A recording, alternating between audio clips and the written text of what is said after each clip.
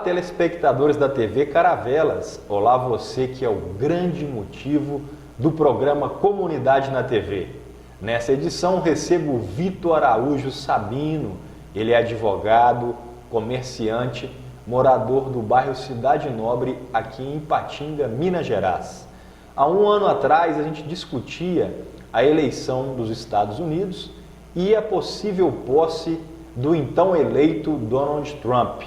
E agora, após um ano, passa muito rápido, eu recebo o Vitor para a gente fazer uma avaliação sobre o que está acontecendo no governo Trump e também sobre as possíveis interferências internacionais sobre as decisões desse homem. Olá, Vitor, tudo bem contigo? Tudo bem, Daniel. E você? Como está? Eu estou ótimo, agradeço a sua presença aqui na TV Caravelas e deixo o espaço aí para você mandar um alô para o telespectador. Eu que agradeço a oportunidade de estar mais uma vez aqui na TV Caravelas, participando da Comunidade na TV, e agora para a gente analisar esse primeiro ano do governo Trump. Como passa rápido, né, Vitor? A gente está aí, há mais de um ano do governo Sebastião, em Ipatinga, há mais de 3 anos do governo Fernando, aqui em Minas Gerais. Nós estamos quase chegando no final de 2018 com o governo aí do Michel Temer e já temos um ano de governo do Donald Trump. E nesse sentido, Vitor, você acredita que esse governo Trump realmente está cumprindo com as propostas de campanha que ele apresentou?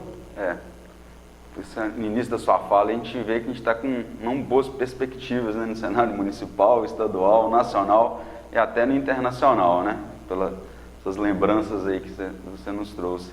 E em relação ao Trump, eu acho que, infelizmente, também ele está cumprindo as suas promessas de campanha, A maioria das promessas de campanha que ele fez, polêmicas, que marcaram muito a campanha presidencial dos Estados Unidos, estão sendo colocadas em prática, infelizmente, na minha opinião. Então, ele está com uma taxa semanal de aprovação em torno de 39%. É a menor taxa da história recente dos presidentes dos Estados Unidos. Como que você avalia aí esse resultado? O Trump, ele é o presidente norte-americano a terminar o primeiro ano de mandato com a menor taxa de aprovação.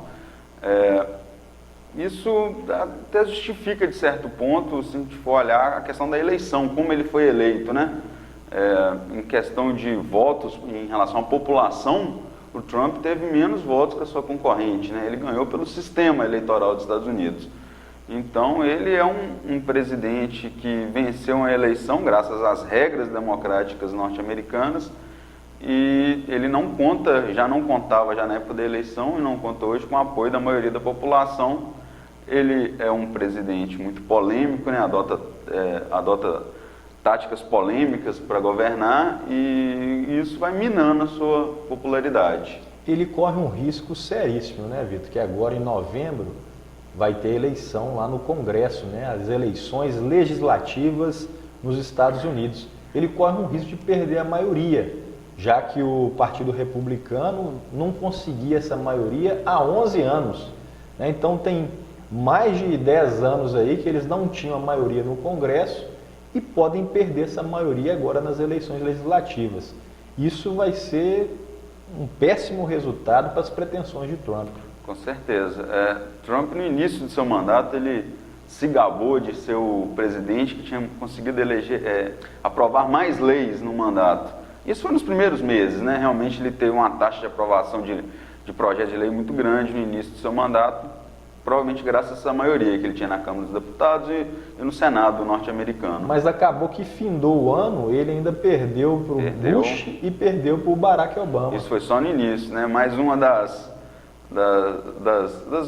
dos micos, que o Trump cometeu, Ele se comemorou antes da hora e quando chegou ao final, ele se gabando de ter sido o presidente que conseguiu aprovar mais leis no início, ele terminou o primeiro ano atrás dos 3 antecessores dele, Bill Clinton, George Bush e Obama. Então, ele não conseguiu muita coisa e a tendência pode ser de piora para o cenário dele, que se há uma renovação dos congressistas norte-americanos, com essa nova eleição, se os democratas, por acaso, conseguem a maioria, com certeza o governo Trump vai ficar cada vez mais ingovernável, digamos assim. Então, em pleno século XXI, Vitor, as pessoas querem quebrar os muros. E o Donald já aparece com a proposta de construir um muro, né, para cercar os mexicanos, né, e ainda jogar a conta para os mexicanos pagarem. Que nível é esse de governante?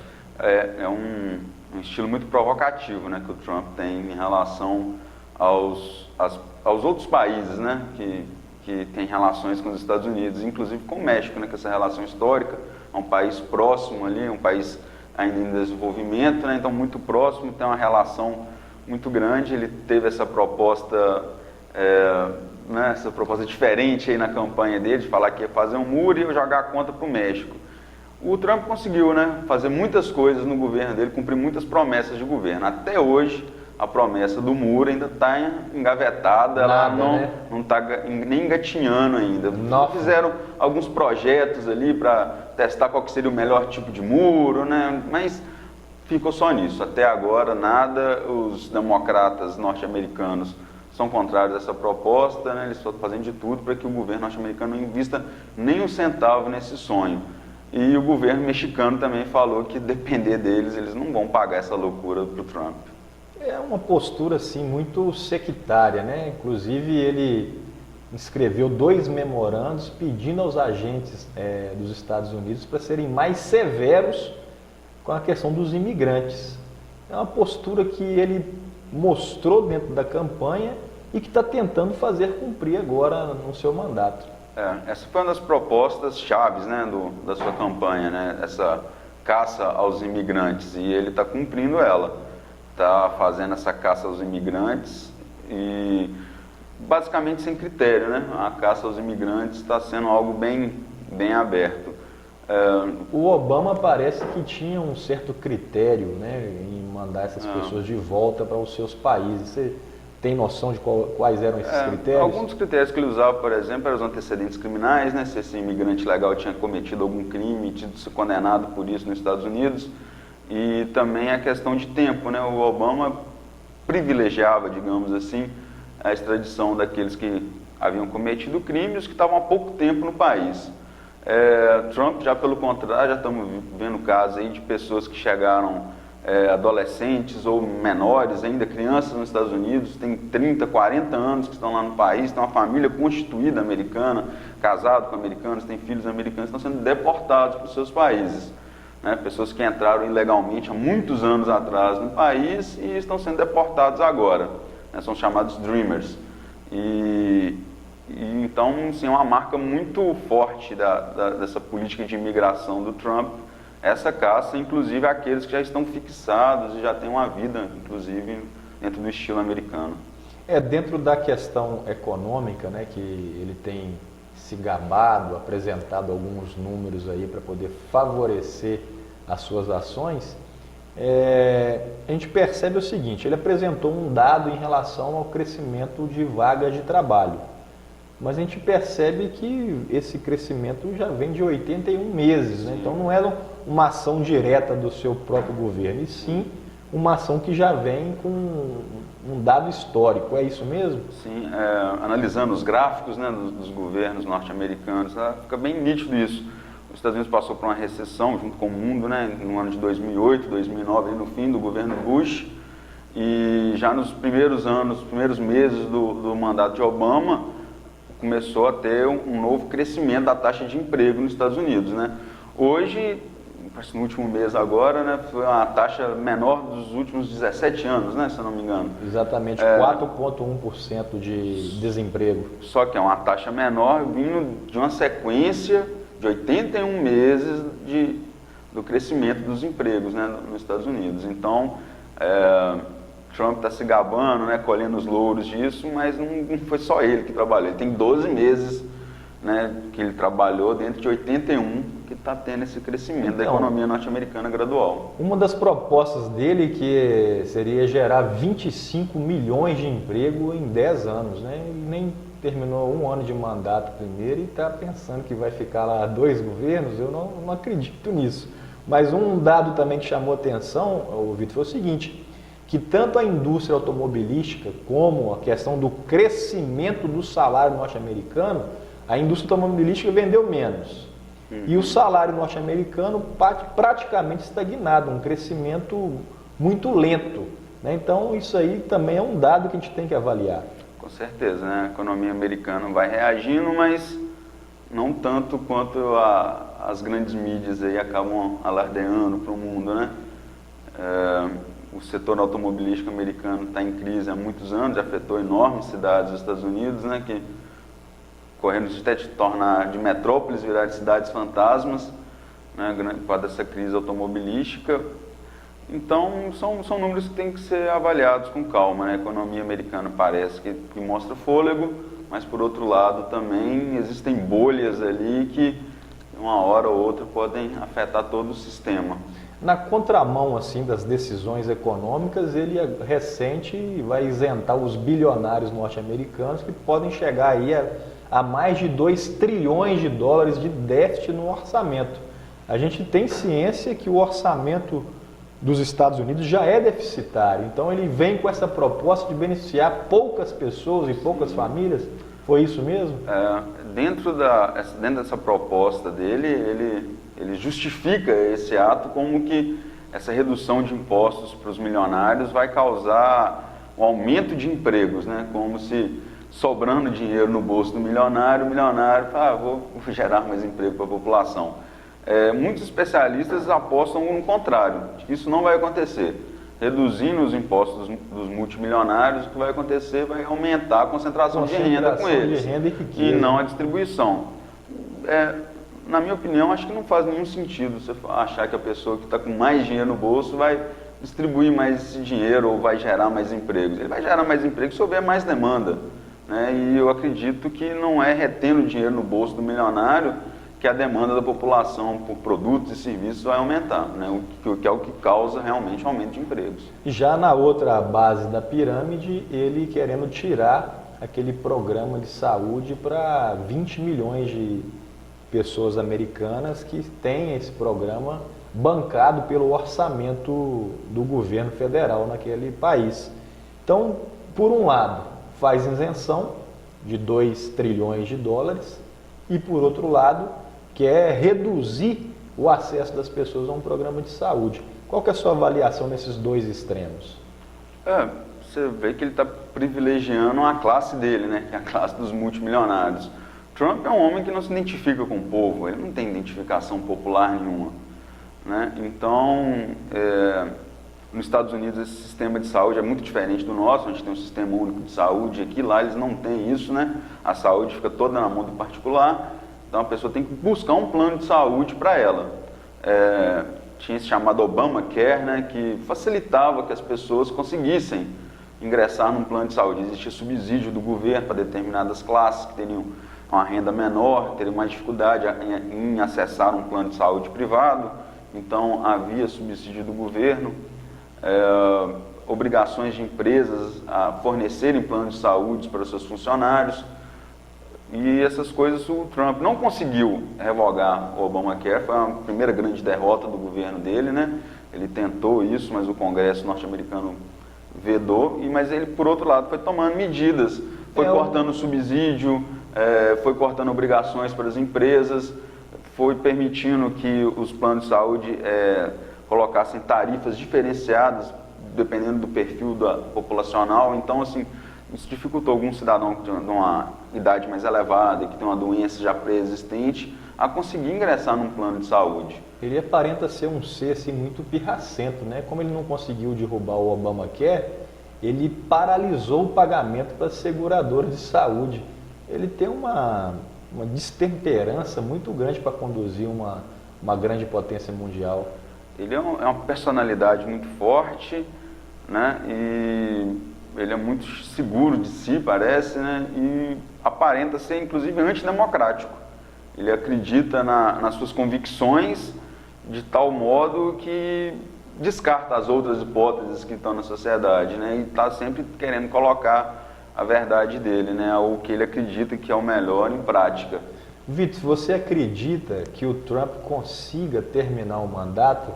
A gente está percebendo aí que estão aparecendo aí denúncias sobre relação, né, dele com o Kremlin, com, né, possíveis fake news. Você imagina que isso possa afetar o seu primeiro mandato? É um outro escândalo aí do governo Trump nesse ano aí, foi essas revelações de que possivelmente a equipe de campanha dele tramou junto com a Rússia fake news para poder prejudicar sua concorrente, né, no pleito, que era a Hillary. E as investigações estão avançando, chegaram já 2 assessores diretos da campanha dele, eles estão mirando Trump, inclusive, nessas investigações. Pode ser que essas investigações avançando e consigam comprovar a ligação diretamente de Trump com a Rússia, com interferências na eleição, ou seja, interferência na democracia norte-americana, pode ser que isso realmente gere uma crise a ponto de terminar com o mandato dele antes da hora.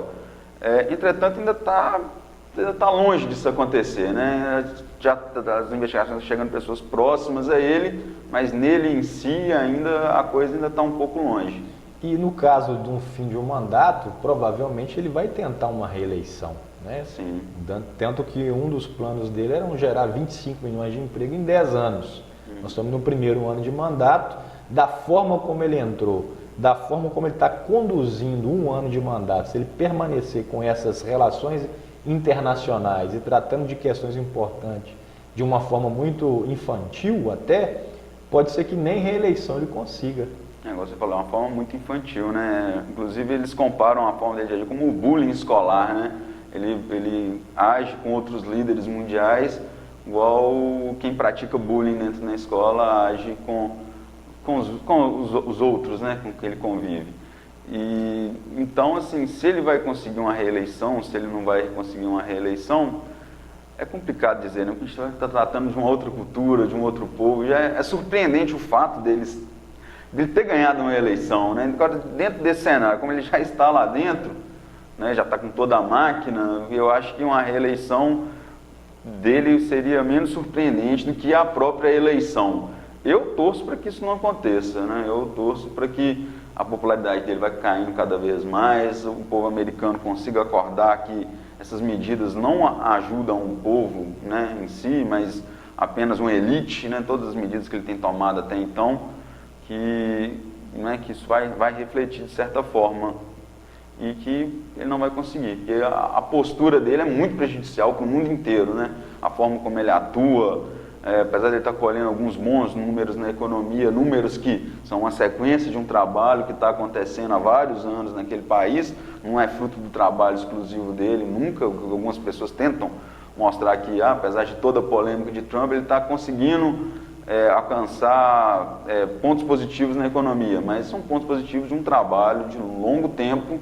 Ele está colhendo esses frutos, né, porque esse trabalho está acontecendo. Então eu acredito que ele não, eu torço para que ele não consiga essa reeleição, que esse aspecto dele, né, essa personalidade dele realmente atrapalhe, essas políticas dele realmente não surtam, né, esse efeito que ele está imaginando. Que eu acredito que essas políticas vão ser prejudiciais ao povo e dentro disso tudo ele não vai conseguir a sua reeleição. Desviando o foco interno no país americano, norte-americano, ele começa a ter uma relação internacional também muito questionável.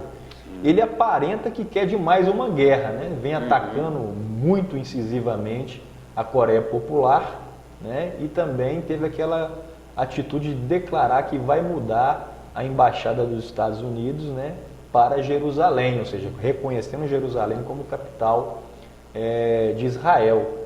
Então, como você avalia essa relação internacional do governo Trump? A questão de guerras, eu acho que é algo muito cultural, até norte-americano, a mim parece, né? Não é algo exclusivo de Trump. A guerra sempre teve um papel muito importante nos impulsionamentos da economia americana, né? Ou os Estados Unidos envolviam numa guerra, ou ele promoveu uma guerra e todas as vezes ele saiu ganhando. Na maioria das vezes ele saiu ganhando com isso, né?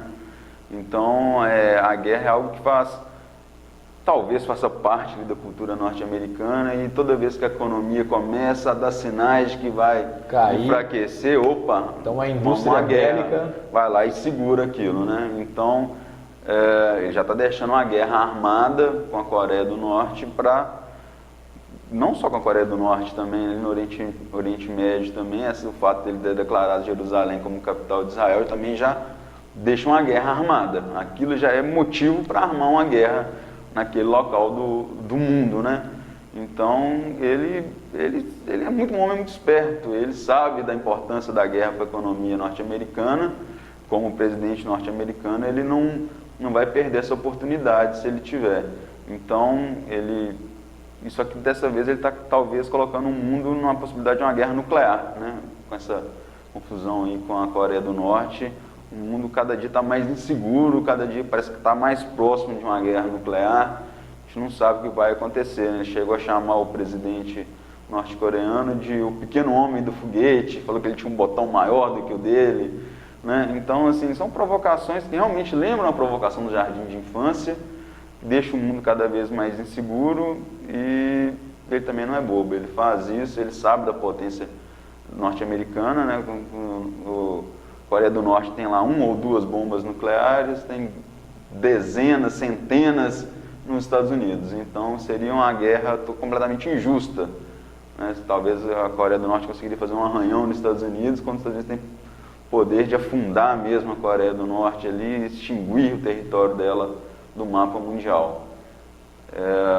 O mundo está cada dia correndo um sério risco de realmente entrar para uma outra grande guerra catastrófica. Agora, com essas ações dele, ele tem perdido, né, incisivamente algumas questões internacionais. Um exemplo que as próprias Coreias, né, Coreia Popular e o outro lado da Coreia, se unificaram agora para poder disputar uns Jogos Olímpicos de Inverno em conjunto, ou seja, ele está querendo guerra, mas os povos estão querendo se unir. Nesse sentido, ele tem perdido também esses ataques. E a questão comercial internacional, ele acabou com alguns acordos, e aí acaba que a China vai lá e abraça esses países e acabam, né, fazendo relações comerciais internacionais, e os Estados Unidos perdendo espaço. Você visualiza nesse sentido?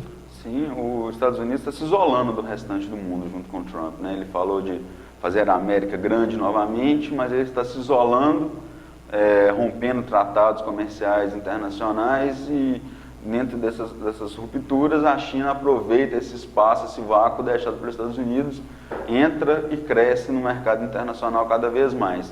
Ele falou que iria minar a China, né, que ia fazer os Estados Unidos crescer, mas com suas políticas quem está crescendo é a China, né, cada vez mais. Então, se ele não rever isso, a tendência é de que realmente a China vá dominando o espaço mundial, e essa é a mentalidade, né, chinesa atualmente, né? A gente vê que a China está investindo no mundo inteiro e está crescendo e está aproveitando essas brechas aí que os Estados Unidos está deixando. Então, ele mesmo tem percebido isso, né? O próprio Trump, recentemente em visita ao país chinês, ele fez alguns mimos ao chefe da nação chinesa. Do tempo que eu me reconheço como pessoa, eu não lembro de nenhum presidente norte-americano fazer tanto mimo a um chefe de uma outra nação, ao ponto de colocar a neta para cantar um versinho de algumas músicas em mandarim. Você percebe também que o próprio comando executivo dos Estados Unidos está percebendo que a China hoje está ocupando esses espaços comerciais? Acredito que sim, eles têm total noção de que isso está acontecendo. E o Trump, ele é uma figura muito polêmica, né? Apesar desse isolacionismo que ele causa para os Estados Unidos, né? Esses discursos dele, quando ele vai visitar os outros países, ele tem essas características, né? De agradar o líder do outro país.